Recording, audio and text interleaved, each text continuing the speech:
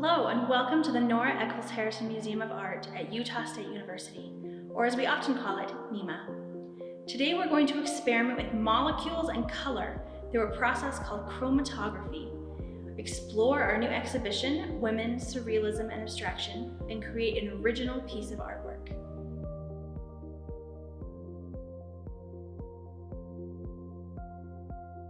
What do you know about mixing colors? You probably already know that you can mix two colors together to make a new color. For example, yellow and blue mixed together will make green. And there are several colors combined to create the dye in a brown marker. What do you know about molecules? A molecule is the smallest unit of a substance that still has all the properties of that substance.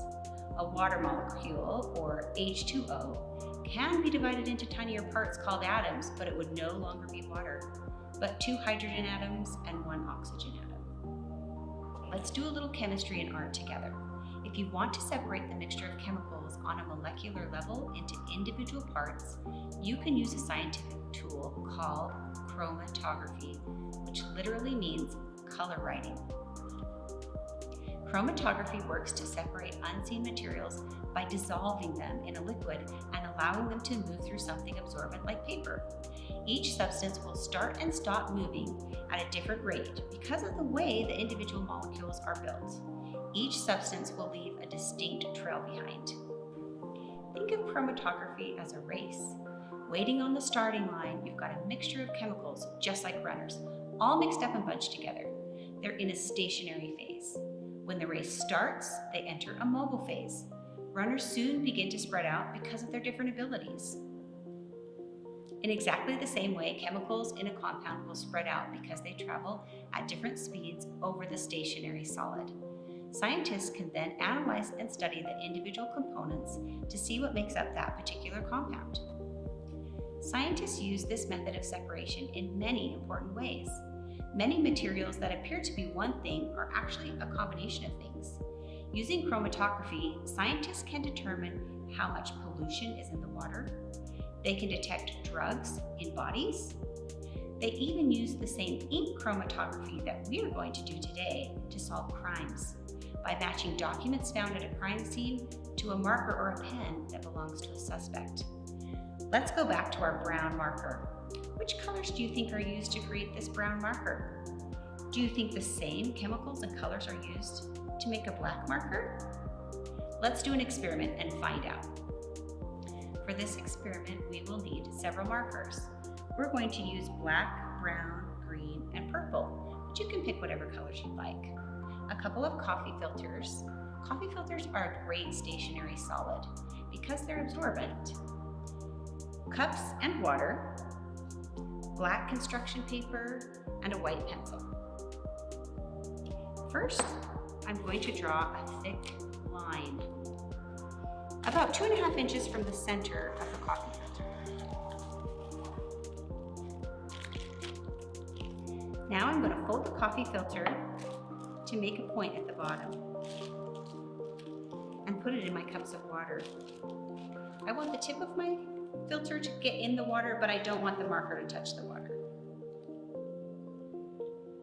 Now what we have to do is wait.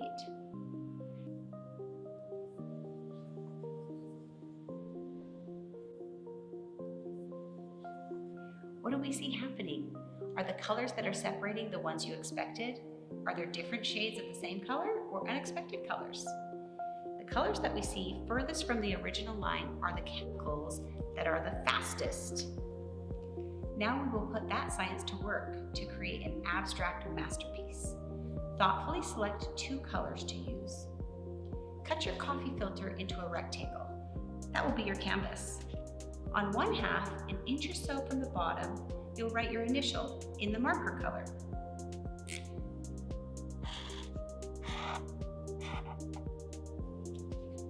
This will represent you. On the other side, you will write or draw a symbol of something you hope for, something you want to be a part of your life, perhaps something you hope to do or be in the future.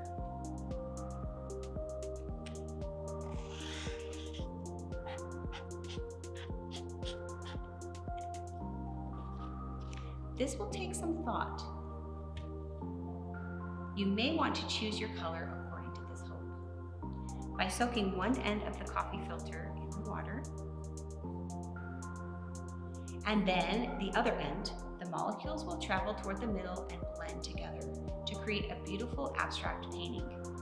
Use what you know about chromatography to achieve your artistic vision. Turn it when you're happy with the way it looks, or don't turn it around at all. The choice is yours.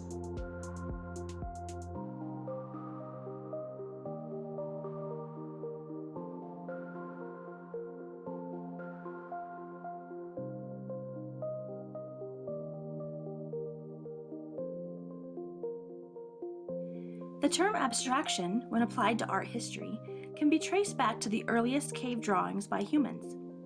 However, in the 20th century, artists began to move away from realism and surrealism toward new art movements like abstract expressionism and geometric abstraction. These art styles focus on shapes, colors, and forms. Abstract expressionist painters were interested in gestural marks and creating emotional responses through color, movement, and forms. Those focused on geometric abstraction were interested in using mathematical proportions with color and shape to create a composition, instead of trying to capture something from the natural world, such as a landscape, a person, etc. Abstract art may or may not have little connection at all to the visual or natural world. It can range from completely abstract to abstracting familiar imagery by rearranging, exaggerating, or maybe blurring objects. This artwork by Anna Campbell Bliss is called Spectrum Squared. She studied mathematics in college and often used math to connect color, movement, science, and nature in her art. She lived in Salt Lake City for much of her life and became a pioneer in the realm of computer-generated artwork.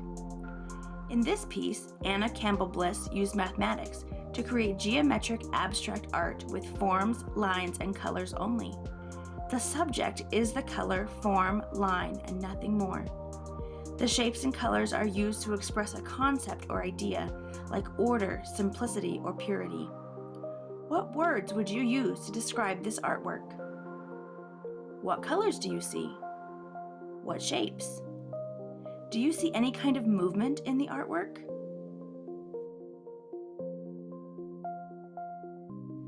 This artwork is called Lattice and was created by Joyce Kozloff. After college, she traveled to Mexico, Morocco, and Turkey, where she was exposed to the local decorative arts. When she returned to the United States, she began incorporating decorative arts and pattern design into her artworks. Most recently, Joyce Kozloff creates collages of maps and globes. She combines historical and contemporary maps with political imagery. What do you see when you look at this artwork? What does it remind you of? How did the artist use colors and lines to create new shapes?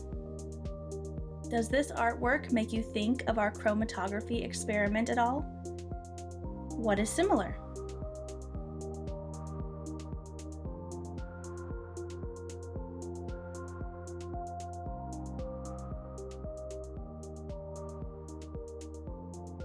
When it is dry, you can glue your artwork to a piece of black paper to give it a more polished look, or find another way to display it. Take some time to think of a great title. Once you have your title, you can write it in white pencil on the black paper. Be sure to sign it as well. Congrats, you're now a chromatography scientist and an abstract artist.